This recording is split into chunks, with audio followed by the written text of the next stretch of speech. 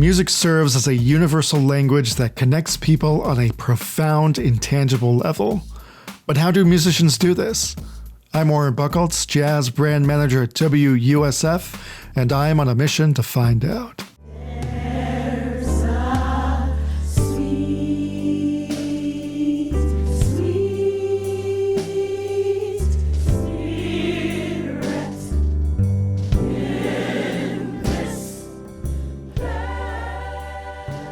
Meet jazz bassist Ron Carter.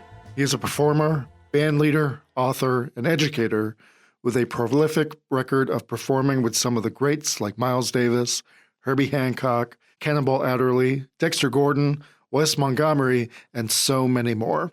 He has recorded over 2,200 albums and has a Guinness World Record to prove it. He's releasing a new album, Sweet, Sweet Spirit, which is a love letter to his mom. Pre-sales begin December 5th. I hope you enjoy my conversation with Ron Carter.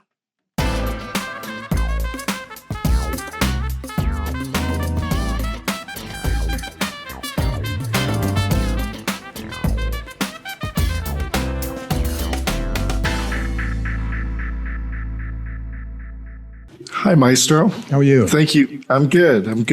Thank you so much for taking some time to meet with us. Well, thanks for making the space, Scott. Everything kind of got compressed this morning, and it's all good. I'm glad you guys could have patience enough with the senior citizen to give me some space here. Let's dance. Awesome. Well, my name is Warren. I oversee jazz here at WUSF, Tampa's NPR radio station. Joining me is Scott Wackler. He's our producer and editor of the podcast. Hi, Maestro. Nice to meet you. Thank you. How are you? Good. Big fan. I've seen you live numerous times. Thank you. I'm still alive, too. Good to hear. I would love to start with your upcoming album, Sweet, Sweet Spirit. Yes. It is a tribute to your mom, yes, Willie O'Carter. Yes. Can you kind of tell me what the catalyst or inspiration for this album is? Well, as my mom got older, she needed some help. And my sisters, after my father passed away first, my sisters ultimately had to put her in a nursing home facility. My mom went to church every day. As long as there was a day coming, she was in church. So we were all brought up in the church. And my sisters felt that since she's going to be by herself for a long time, or as long as possible, they wanted to give her some music for the hymnal she loved to hear. Well, so that was I was offered the chance to do that. So I went out and bought a computer, bought a music program, and I scanned the instructions, not very well. Yeah. And I ultimately was able to put together a disc of 12 of her favorite hymns that I had figured out how to arrange it for an string orchestra, I was impressed with my skill, and they were impressed when I was able to deliver the package. So they went out and bought a boom box. At the day, then they were called boom boxes, and as she was moving into her new home, they would go by and show her how to work the boom box, and she could have music whenever she wanted it, whenever she felt it. Yeah. My plan ultimately was to find someone to sing the lyrics for these hymnals, Gene McDaniels, you know his name? Yes. He's a dear friend of mine. We did several projects together. And he had a really great voice. And we had talked about this concept before, but he passed away before we could get this far into the concept. Oh, I see. Yeah. And I've been asked for many times, or at least 6, was our next project coming. And I had thought this could fit that description of next project, but I had no way of knowing how to assemble it. I didn't know choirs. I didn't know any band directors. I didn't know anything but church had choirs. Blue Note, who I was affiliated with for many years, Don Wells, who's now in charge of the music situation. We had a conversation at some point, and he said, "Well, what's your project?" I said, "Okay," to myself, "Here we go." So I said, "Well, look, I got this gospel project I want to do, but I'm not sure how to proceed." So I talked it through with him, and he said, "If I could work out the details, would you record for Blue Note?" Well, I said, well, I've recorded for any blue, any note, blue, orange, gray. I'm not specific. That's okay. Yeah, yeah. So through his connections and him knowing the gospel industry, the music industry, and the Christian gospel scene, which was now just bursting with options and various concepts of choir sizes and choir sounds and keys. I thought that the way I had arranged these musics, that they were kind of, how to say this, not sound highfalutin. It was a little more than the gospel scene was used to hearing and singing against, I see. or singing to. And so he put me in touch with some people who were really into the industry, who understood my needs and were able to put me together with a master director and then a master arranger from their part of the woods. And the results, gentlemen, if I can call you that and not offend you, is a project that she's still hearing right now. She's fixing breakfast for dinner upstairs with somebody, because that's what she would do, And in the background is this music playing for her and for her guest of the afternoon, And I think she understands that the mixture of jazz and church music is finally coming together by someone who understands the jazz music pretty well, not bad, and one who grew up listening to and singing the church choirs when they were 10, 11, 12, as we all did back in the day of radio, which is radio. Radio? Yeah. What's that? Yeah, it was a big thing back then. And let me jump for 1 minute. When I talk to my audiences, I explain to that some people here are my age group. Six of you, I know maybe seven. It's kind of dark in here. And we're going to talk about something. I wrote a piece dedicated to people who know what newspapers are. Newspapers? There's two sheets that you do like this. You turn the page, and it's different words. Wow. Yeah, heavens, yeah. So I do that. And this is the same thing with the radio situation, Put earphones on, and you hear the gospel, and you hear the mystery stories and the sound effects, And I think that when this music is released, this concept is released, I can't help but think that it will open up a lot more doors to people's hearts, and those people who are looking for something other than the gospel quartets, which are really great groups, man. And gospel music in the Black community has always been a tying communal agreement of, let's just sit down and hear some music or go to church and sing in the choir. I think this will open their ears to all the talent that's around them that will help their music even be more accessible by having, in this case, someone who's kind of who's new to them physically, but it's pretty well known in the jazz community to make the sound homogeneous and the sound that they will. And you wonder, how come no one did this before? Well, before is now. Yeah. And my mom is responsible for this music pleasing everyone's spirit, hearts, and ears. Do you have a cherished memory you could share about your mom? When I graduated from college, Eastman School of Music, I got a Hutchinson Award, which is one of the awards they give you as their highest tribute to a graduating student, the school. And my sister, who just passed away, and my mom made it from Detroit to the graduation ceremony. So I would walk across the stage and you get your diploma, and I came back for a second time, I think, and they gave me this medal in this box. That was a special award that they gave to special kids, Well, my mom was in the front row with my sister, so I told him, excuse me, I have to go for a minute. I walked down the stage and gave my mom the medal because it was hers as much as it was mine. Special event for me. What's been the most fulfilling part of working on this project? Well, I walked by a store the other day, and they had a sale on patience. So I needed a whole lot for this project, so I bought 3 cans that last me to the last project. Other than that, I'm good. I do have this much spare. Do you have a favorite song from this album? I won't. Yes, I do. But to say that I want people to make their decisions, I'm comfortable with all the 10, 11 emotions that each song has to it. And there's some outstanding singers, the sopranos, the drum sound is really a great sound. The clapping of the beat, the in church environment is captured on this record, disc, CD, whatever they're going to call it these days. And I think once people hear this record, it takes them back to my community. My community was not always Miles Davis and Johnny Parker. It was Lift Every Voice and Sing back in those days. And I think when those people hear this music, they will be elated that someone still remembers it.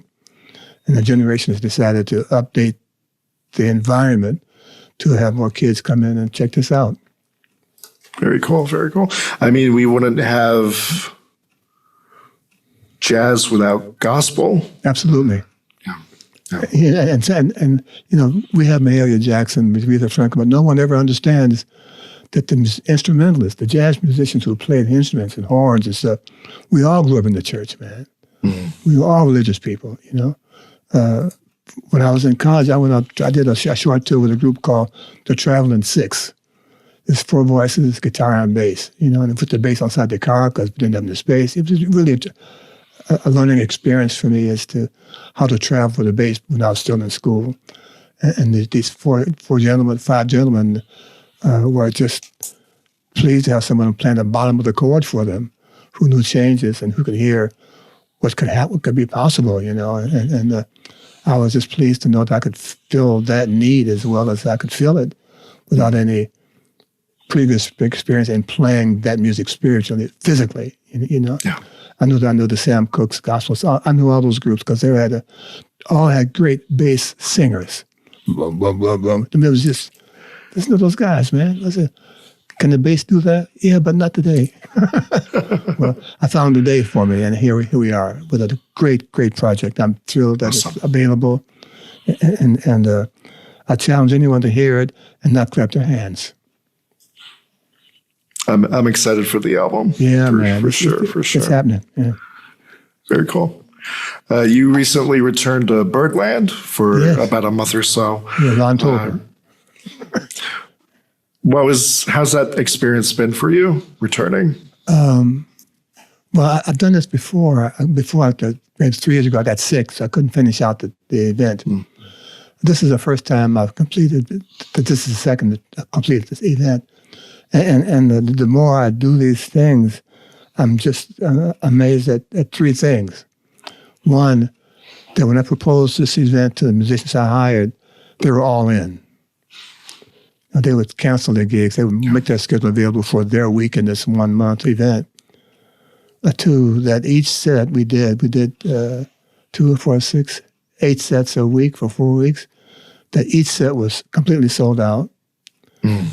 Which was amazing in these times, and for the library I'm bringing to the table. Yeah, you know? yeah. And thirdly, I was able to leave each set times 4 weeks feeling that I played the best I could, and I helped all these people play this entire library for a month, play a little bit better because I was helping them. That feeling... Warren, if I could model it, I'd be rich, man. I'd be playing piano with them, you know. but just to know that these 16 pieces in the big band and the quartet before, and then the trio and the duo, they all got different. They got another way to look at music through another prism. You know, and for those guys to know that I'm doing this for 4 weeks in a row, it just astounded them, man, that I could get this done and still have some hair on my beard. It has to have a gray beard that was still not looking like Santa, but I'm okay, you know.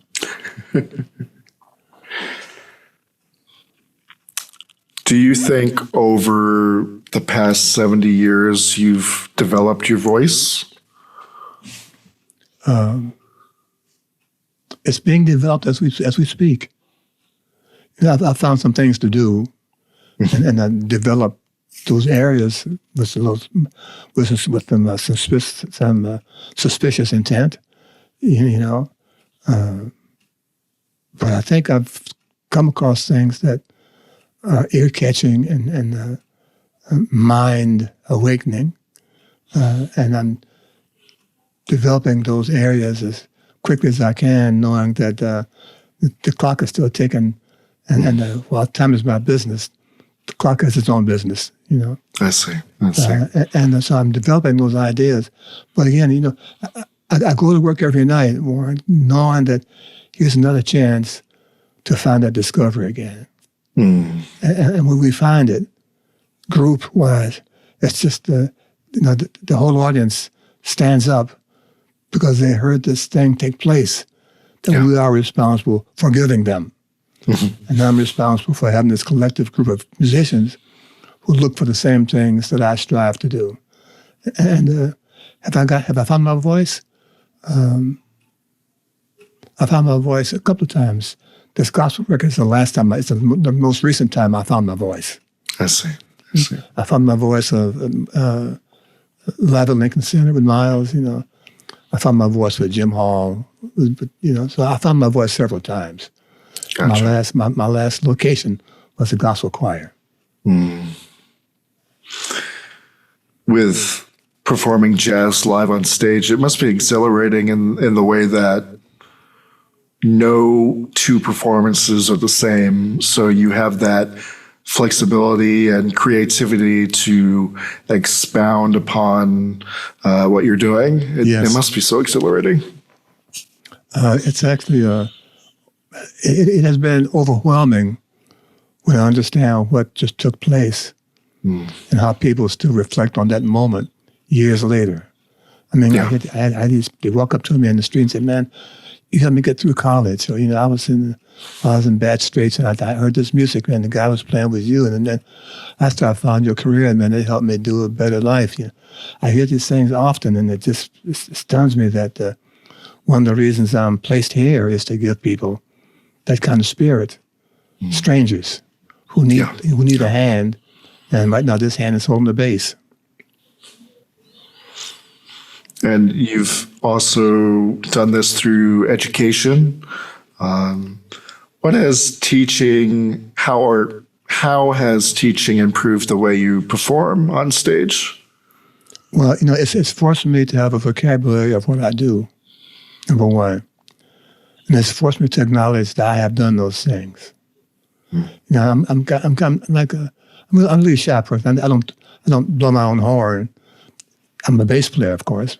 I don't blow my own bass, so to speak. You know,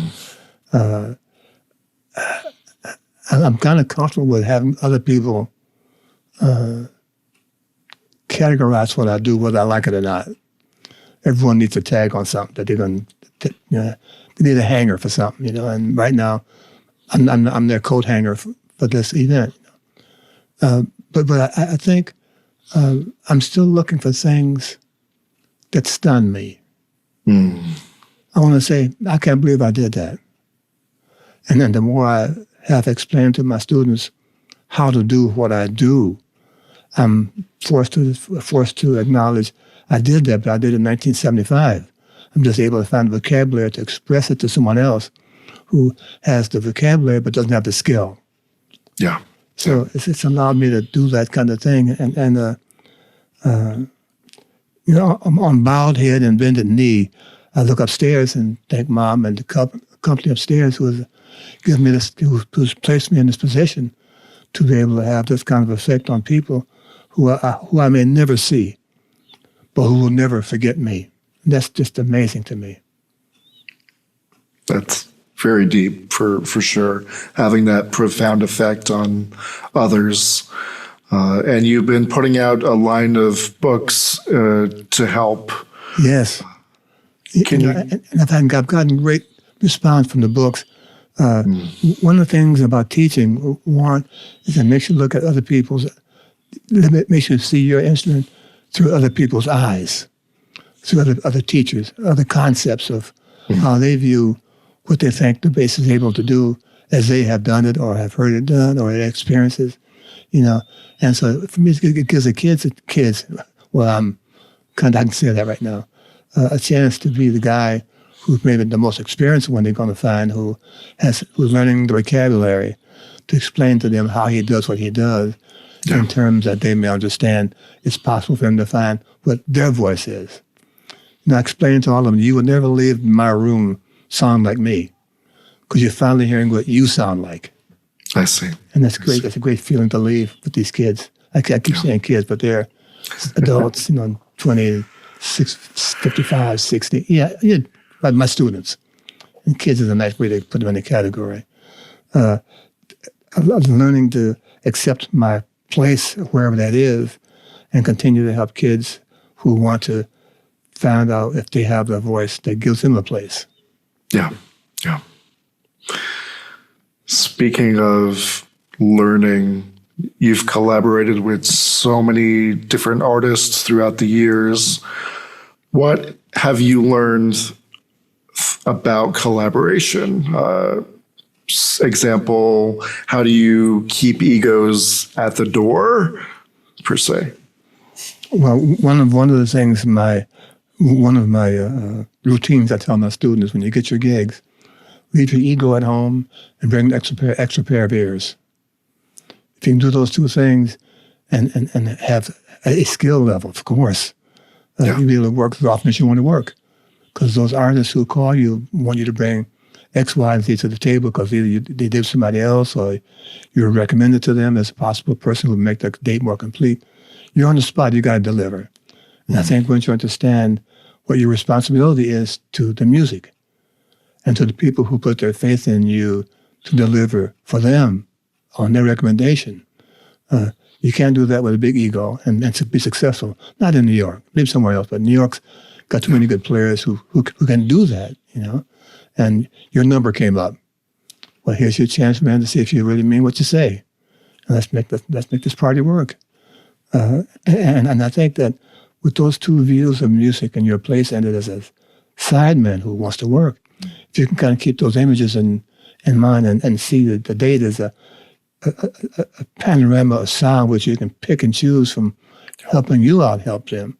And knowing that if you get that done, they will remember you. You need a sign or necessarily a horn that you can toot yourself.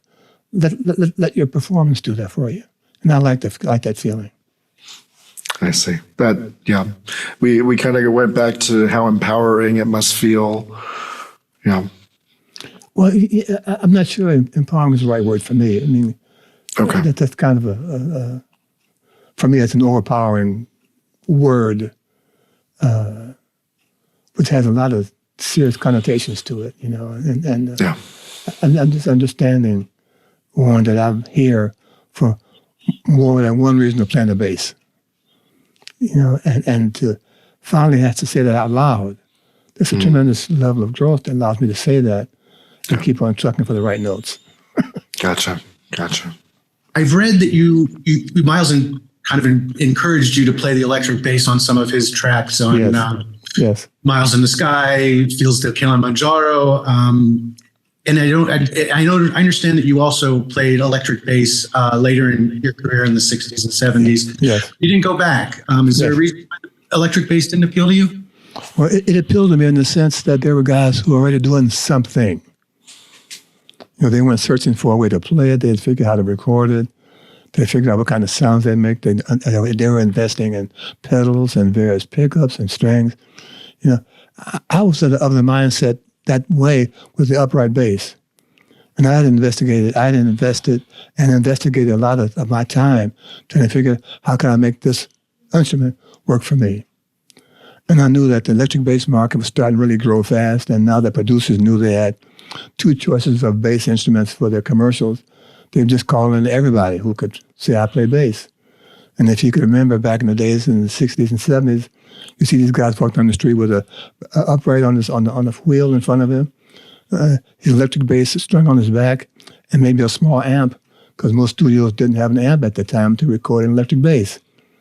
And so we put together, me and Milt Hansen and a couple of guys at the New York Amp Bass Club. We bought a bass amp for 4 or 5 studios in New York who were starting to use the electric bass that didn't have amplifiers, because that's the only way they had knew how to record it, because they had never been forced to do that, no experience, and we didn't know how much to tell them because we weren't either experienced. So walking into that environment after playing bass with upright bass and discovering some things, I discovered the sound, I discovered how the instrument really worked to make it more viable for what sounds and what notes I thought I needed to be able to have a voice. I was not willing, Scott, to put that aside, because this person said, hey man, play this main person who's clearly changing direction wants me to help him change directions. I'm saying, man, I got a direction, man. Check out this low F. That's great. He understood. He didn't badmouth me in the industry. He didn't say, well, Ron, okay. No, he said, go ahead, man. I got your back. That's wonderful. Thank you so much. I've been curious about that for a long time. Thank you. You've released approximately 2,221 recordings. What keeps you going, or what inspires you to keep creating? The chance of playing with strangers and making them sound good. That's nice. That's nice. Knowing they have all these choices out here. Electric, upright, Fender bass, electric bass. And they got a lot of choices now that they didn't have 20 years ago. And they have, through their research or word of mouth or rumor, decided that this person, me, could help their project go to a different level or another level or their hoped for level. I'm okay with that. My job is to go in there. I left my ego at home. I got my special ears on. Let's get this party started. And find something new to help this person who was asking for my help. You recently played at the Newport Jazz Festival. And then your very first appearance was back in 1965, and I would love to know, how do you feel that performing at festivals has changed for you over the years? Well, I think they've changed in that they use the jazz title, but they don't have the jazz talent on this point. I see. Back in the day, a jazz festival meant all jazz players. And I would like to do those things because I'd meet guys who I hadn't seen in a very long time because we were traveling all over the place. They were up and coming, or they were already the veterans. I got that chance to play with Louis Bellson, man. I couldn't find that environment right now, today, whatever. This is the 9th of November, 2020. I couldn't find a Louis Bellson at a jazz festival these days. And that's what has changed. Okay. Well, I'm very excited about Sweet, Sweet Spirit coming out. Yeah, it's going to make some people, it's going to make hair stand on your head and your gray beard not feel so lonesome. Yeah. It just sounds like a lovely tribute to your mom and absolutely, how inspiring she was to you growing up. Yes. And looking forward to the release. Do you have a release date in mind for that? The single's coming out in December. December, okay. And another one's coming out in January, so the record follows shortly after the second release of the single. I think earlier in the interview, Maestro, you mentioned that one of the things you love is that you hear people, how they were influenced by your music. And I just wanted to tell you that I am one of those people. I think your recordings with Jim Hall are just some of the things that I turn on whenever I'm in a bad mood. That always makes me respond in a happy mood. So thank you for that. Good for us. And Jim was my darling. Yeah. You guys played so well together. Beautiful. Yes, sir. Yeah. I say to people, Jim Hall, his job was to bring in the music. My job was to make it work. Well, you did. You very much did. Man. We love that kind of stuff, man. Well, thank you so much for your time. I appreciate it. Thank you. Thank you so much. And more, if when you hear this sweet record disc, and your hair does not go like this, then you call me. Okay. So I can hang up. I believe every hair on my head and arms and legs will stand up. So, Yeah, it's going to be it's a fabulous. worries there. It's a fabulous event. I call it. This is the air it brings to the studio, that it brings to your form of listening through it. You know, it's iPhone, whatever your source is. It's only fabulous. Very nice. Well, thank you so much for taking half an hour with us. I really appreciate it. I'm gonna hear you dancing too, man. So I got my ear out for you. All right. Well, thank you so much. Nice to see you. Thank you, guys. Thank you.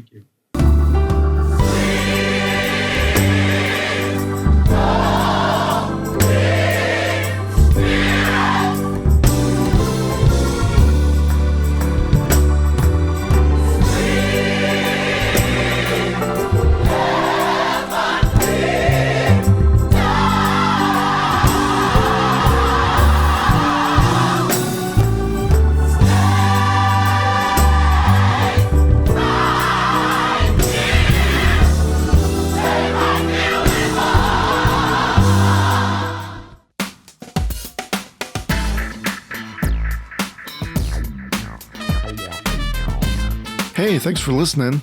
Be sure to check out WUSFjazz.org to watch local performances, find jazz events throughout Florida, listen to curated Spotify playlists, and a whole lot more.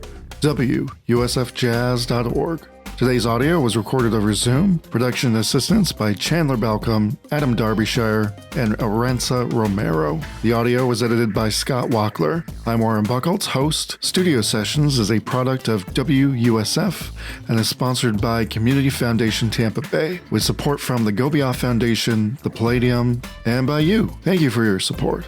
Learn more about jazz and Arts Axis Florida by visiting our website at WUSFjazz.org. Copyright 2025 WUSF.